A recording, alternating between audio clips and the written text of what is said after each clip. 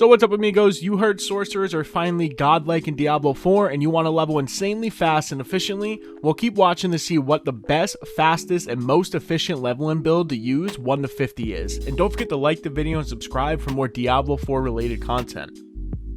So what is going on amigos? If you're wondering, yes, you read the title correctly. Yes, I am covering a different class other than the rogue.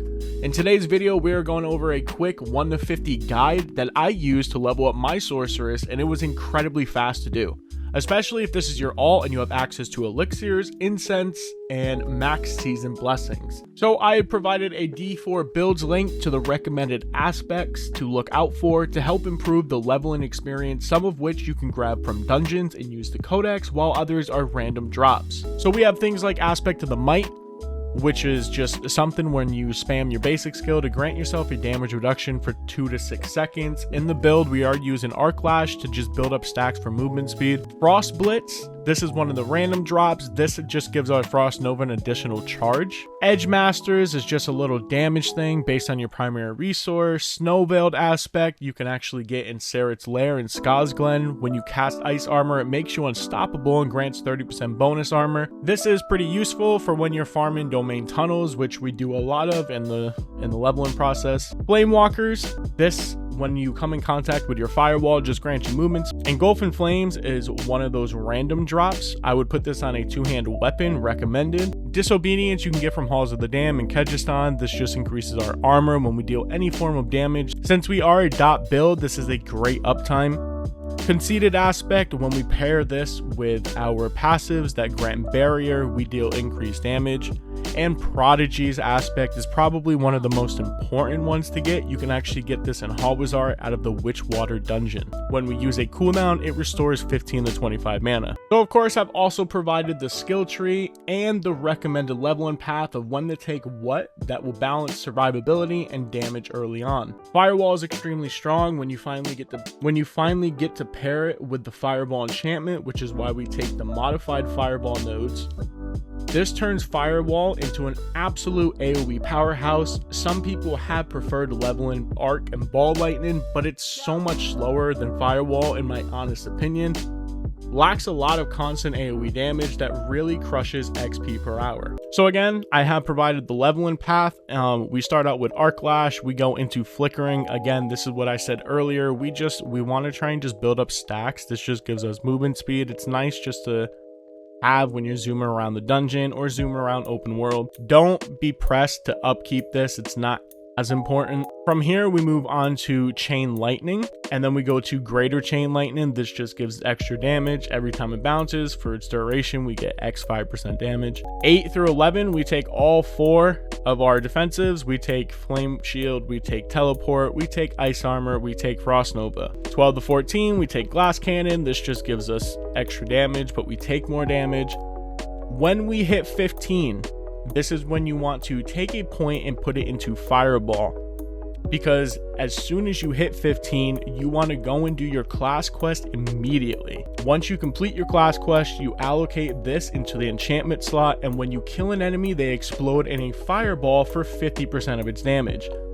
So when we are killing multiple enemies, we start a chain domino explosion effect, and that's where all of our AoE damage comes from. 16, 17, we go Enhance, and then we go to Greater. Greater is what we're aiming for. Fireball deals 10% of the burning damage you apply to enemies as additional direct damage. Once we hit 18, that's when we can finally allocate a point into Firewall, all the way up until 20, where we reach Mage's Firewall. Enemies continue burning for 3 seconds after leaving Firewall.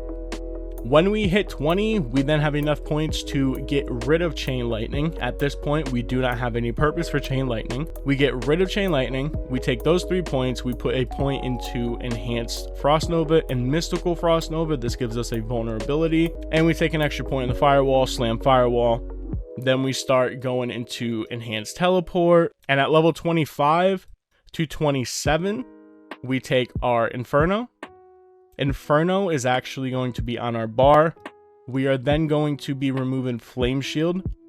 So you will only be using 3 defensives, the Teleport, Ice Armor, and Frost Nova. When you remove Flame Shield, you take Shimmering.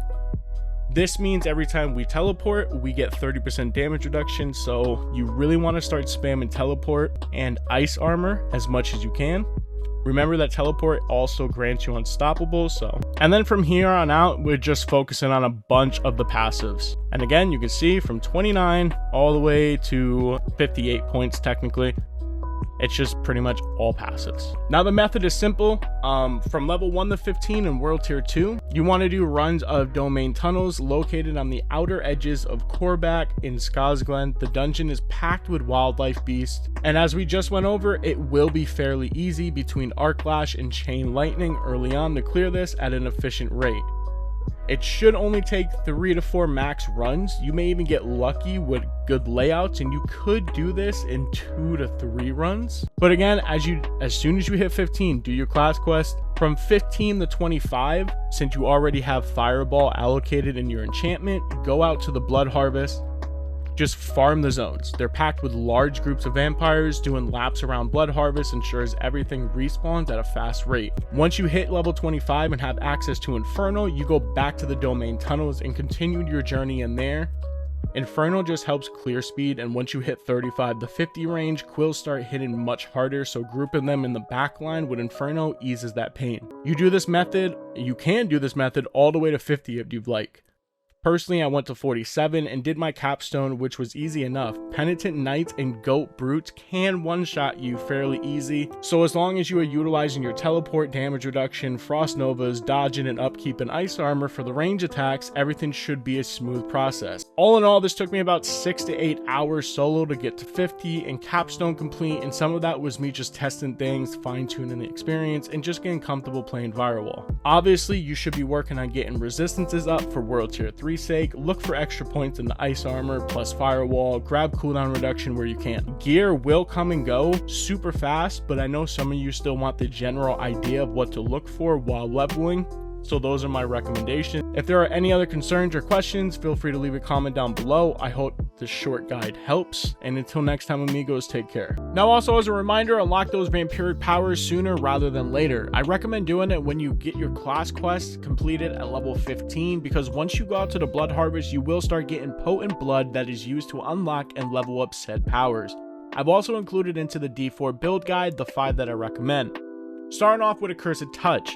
Up to a 44% chance to inflict Vampiric Curse on enemies. Enemies with the Vampiric Curse have a 15% chance to spread it to other surrounding enemies, and the Accursed Souls deal 200% increased damage. Vampiric Curse is when they're inflicted with the curse and they die, you absorb their soul. You can store up to 6 maximum souls. When you cast a defensive spell, those souls disperse and deal AoE damage to enemies. So your defensive spells being your teleport, ice armor, and frost nova. Then we have Sanguine Brace. When you kill an enemy, you're fortified for 6% of your base life. When you have fortified more than half of your maximum life, you gain crit chance. The second half of this really isn't that useful because you can't crit with a dot anyways, but it is nice to have just a chance to fortify per kill. I also recommend using Domination. You deal 24% increased damage to enemies who are stunned, immobilized, or frozen. We will have a chance to do all of them with the build. If they're also injured and not an elite, they're instantly killed. So it's more of like an execution. They should have to be 30% or less HP for this. The wording on it is pretty weird. Flowing Veins. You deal 60% increased damage over time to enemies that are moving or affected by a Vampiric Curse. This just pairs up well with our Accursed Touch. And then we have Hemomancy, which is probably the best next to Metamorphosis to be the best vampiric power. Your attacks deal 80% of your max life as physical damage to nearby enemies. This can only occur once every 4 seconds. Ignore that part. The part that we care about is that when we hit them, we heal for 1% of our max life for each enemy damaged this way. This hits anything on your screen. It is a screen-wide damaging ability. It's actually insane. It will heal you a ton, and it is super nice to have on characters like rogues and sorceresses who have survivability issues sometimes and they rely on their cooldowns. So yeah, these are the 5 that I recommend.